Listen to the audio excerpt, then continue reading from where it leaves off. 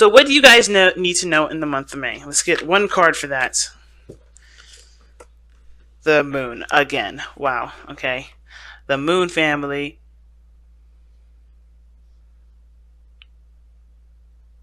So, what you need to know is that everything is open to interpretation. Everything's open to exploration. Nothing is set in stone. Life is not predetermined. I don't believe in predetermined, predetermined or predestination, or no sort of. I don't believe in such thing as a life path. If that makes sense. I feel like the situation is blurred at the moment. There's nothing. There's a lot that you need to know, but there's also ones that you have to experience through the month of May. You can't be, the cards will not tell you specifically, because I feel like there's a lot. And it has to do with being vulnerable. It has to do with tackling situations and really coming to yourself as a source of, as a tool, right? As a resource, and not necessarily coming to other people for resources. That's why the moon is so prominent in this reading. You have to trust yourself and where you're going. And a lot of times, you're not going to know where you're going. A lot of times, you're not going to have a clue why you're going down that direction in the first place, but you're going to at least try it, because you know that this is going to, because if that direction isn't necessarily benefiting you in the long run, you can always change courses. You trust yourself to change the course. You learned to trust yourself. The moon is telling you it's time to trust yourself, no matter what comes up. All right. Why is the moon coming up for Libra as to what they need to know? Why is the moon coming up for them? Guys, too many freaking cards. Like, they gave me like a boatload. I'm sure there's a lot, but I need it one at a time. Why does the moon come up for the... See again, the Lovers. But, the King of Swords did come up. So this has a lot to do with your love lives, guys. Maybe I don't need to pull a, what do I need to know about, how's this impacting your love life? What is this, specifically? What does it have to do with your love life? Well, the Lovers is coming up. So this has to do with moving forward in relationships, in connectivity, and how you guys see romantic situations, and how you guys accept your love and accept someone else's, especially for who they are. Because the Lovers is 100% acceptance. It's not necessarily accepting the other person for who they are. It's about accepting your love, period. Because a lot of times, right, what we do as air signs, we have to kind of get a little doubtful. Like, okay, we're starting to catch feelings. Why are we catching feelings? What is up? Is this me that I'm seeing, or is this, is this me, drumming things up, or is this legitimate? Am I really feeling love for this person? And I feel like right now the moon has completely, I don't think it's showing you the illusions. I feel like you are surrounded by illusions here, and what you have to look through beyond the situation is with the trueness of love that appears through. It's really weird, I know, but I feel like the situation is masked. I don't know if the person that you're dealing with is just as confused as you are, but there's a lot of confusion that you have to expect in the month of May. A lot of things that are not as clear, but the only thing that's going to help you through is by seeing through the BS, seeing and trusting what you know is BS, trusting your intuition. But the Lovers are saying that the reason why the moon is coming up is because your relationships may be the ones that are on trial at the moment, the ones that are kind of confusing, the ones that don't really make a lot of sense. Why is the Lovers coming up as to why the moon is, what Libra needs to know? Oh wow, the World. You're starting to look like Virgo right now with all these major arcana cards coming up. For what? They had all major arcana cards, 4 major arcana cards coming out. Now, the World. Now, the reason, okay. Now, the moon's coming up to tell us what you need to know for the month of May. The Lovers is telling us, why the moon is coming up. Well, it's because this is about love, accepting someone at face value, accepting your love at face value. You know, not having, it's not about dreams and fantasy. I think this is truly to eliminate any sort of illusions that we have regarding romance, right? Because the world is talking about an evolution. It's about ending a cycle, evolving. I think this is. I think the one thing that we have to look at when it comes to the month of May is that when we love someone, are we loving the idea of being in love with them, or are we in love with the person truly?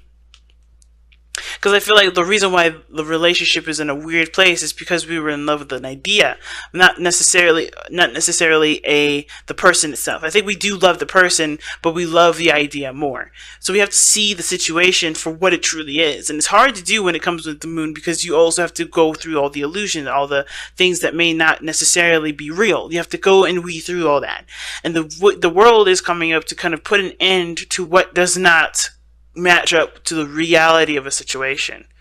Okay? Some of you guys may be dealing with a Libra. Oh gosh, a Gemini. Guys could be dealing with those three too. I don't know why they popped out, but they did.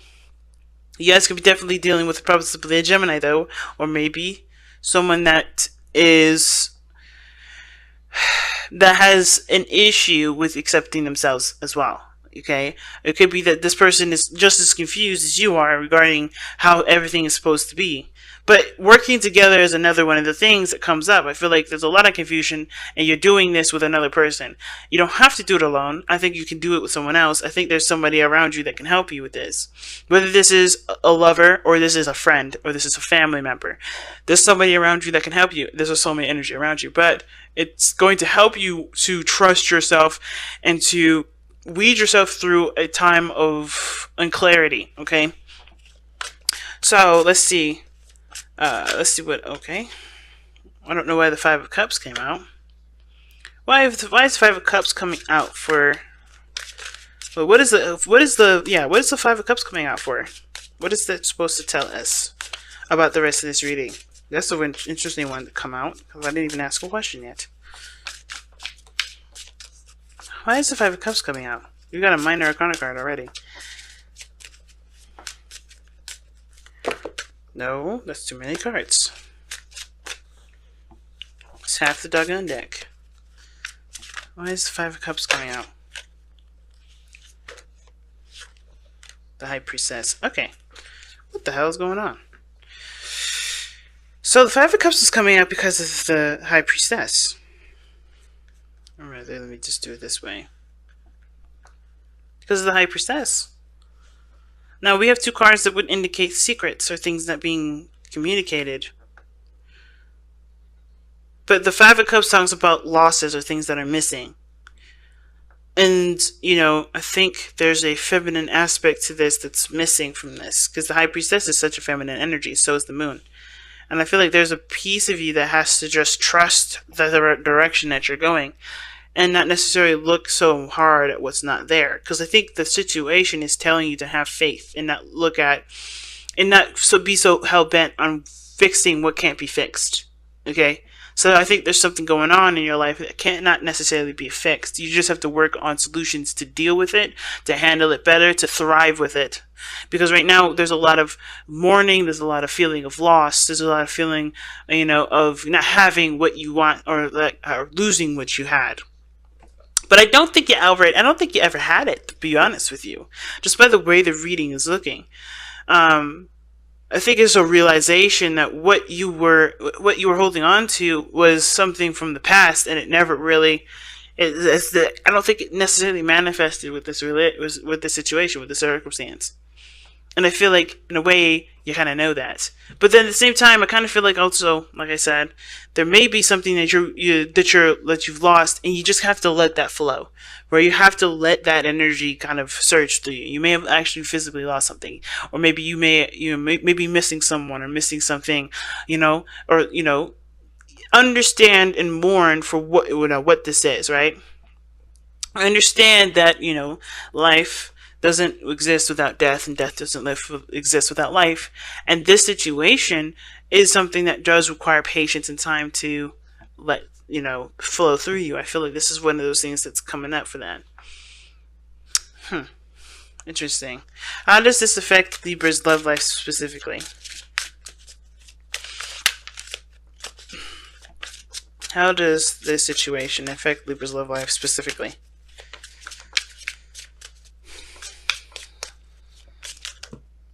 Okay, it's too many cards again.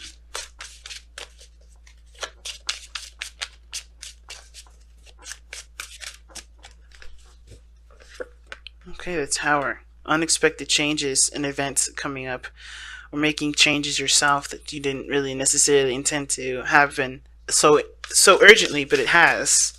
But let's see, why does the Tower come up? Why is the Tower coming up for Libra's love life?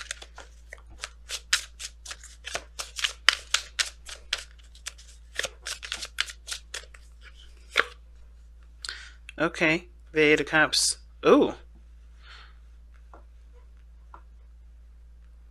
So some of you guys may be maybe there's some sort of epiphany, right? Maybe something that's kind of reached its end, is kind of, or reached its peak, and you're ready to kind of move on. All right, give me, why is the Eight of Cups coming up for the Tower? Because of the Temperance card. Now you guys are real interesting today, because Temperance is Sagittarius and Lovers is Gemini. So you have two opposites in this reading already. But okay, so focusing on your needs, getting a balance in your situation, noticing what doesn't satisfy you, and figuring out an option, or figuring out what does make you happy. I think there's something here. There's obviously something here that doesn't make you happy, and I feel like what you lost here is something that's definitely a big emphasis in this reading here. I think you guys, may not know what to do because you've lost something very dear to you, and it's hard to accept that. I think there has been some sort of evolution in your relationship here. But trusting yourself is one of the biggest things that's needed, because the Lovers isn't necessarily about two people. It's about really one person, and it's, I know the not the stereotype, but the usual explanation for the Lovers has to do with making a decision or making a choice. And I feel like with the Lovers, when it comes up like this, it's not necessarily about making a choice. Like I said, it's about acceptance. It's about it's surrendering to the connection, surrendering to the emotions that are being felt. But I think, when the mind comes up, right, with all these equations and all these reasons or variables or whatever they come up with, right, or doubts, doubts and stuff like that, it's to protect you, right? It's always to protect you. The brain always does that to protect us as a survival mechanism. It's something that we can never change necessarily, right? What we have to do, we're born with that kind of reasoning, right? Or we're taught to reason in such a way that it doesn't necessarily encourage growth, but puts us in a situation to doubt growth so that we don't, fail. It's about survival, right? I feel like right now you're learning to trust yourself, or learning to see a situation in a different light. Learning to take a situation from its lowest stage and see it from the stage of thrival, like I said. Okay, and I feel like with Temperance coming up to explain why the Eight of Cups is coming up, I feel like it has to do with figuring out what your needs are, balancing your life out so that way you can trust any direction that you decide to go. No matter what turn of events come up. I almost kind of feel like this month you may get blindsided. You may be blindsided by something, but I don't think anything too terrible. But I don't think something happens. I think something misses, or something happens, or you lose something, but you still have something to work with. You still have things to help you get to a place of balance and potential happiness. But it starts by trusting that you can handle situations that you don't see coming, and you can overcome a lot of the doubts and insecurities and fears that you have already. Because the moon can indicate insecurities and fears too, right? A feeling of being intimate and connecting with someone, feeling vulnerable with another. or the biggest thing here too could be that the biggest fear that you have, and like I said, has to do with trusting yourself in any direction that you go. That's a hard one, fam. Let's go ahead and take a look at the outcome of your love life here. Okay, the outcome that you guys have for your love life or the reading period is Judgment. It looks like you guys get a second chance or a second opportunity at something. You've grown a lot from, I think you'll grow a lot from the start of this month to the end, and you'll be met with an opportunity to do something differently. It's going to reflect back on a lot of things that you've already conquered, or a lot of things that you've already faced in your life. And I feel like it's, when it comes to Judgment, you have to kind of trust that you trust what you know, right? Which is why the High Priestess comes up. Trusting what you know. And not always looking at the failures, but trusting that you've learned from these mistakes and learned from these instances in time to benefit your life in the best way possible, to make the ultimate decision, to make the biggest decision that the major arcana cards can represent to you, that can convey to you, rather. And I don't necessarily know what that decision is, because everyone's situation is different, but it's going to be big when Judgment comes up. This is a second chance, a second time around. Now, you guys have let the emotions flow, and this talks about being, open to receiving, right? Being open to, to your emotions flowing through you. Being open to, just allowing yourself to feel without any sort of judgment, without any sort of, without any resistance. In order for you to go and navigate through the moon, you have to trust yourself. You have to be open to your emotions. You can't deny them. You can't reject them. And I feel like this is one of those things. You have to, be open emotionally to receive the messages that need to come through. And I feel like too, if you have any pains that you have been suppressing and keeping quiet, you may have to just communicate that to somebody, or communicate that, or or cry it out. But no longer hold this loss in. No longer hold this doubt in. Express your doubt. Not reason with it, but to, really kind of understand where the doubt comes from so it can be truly healed.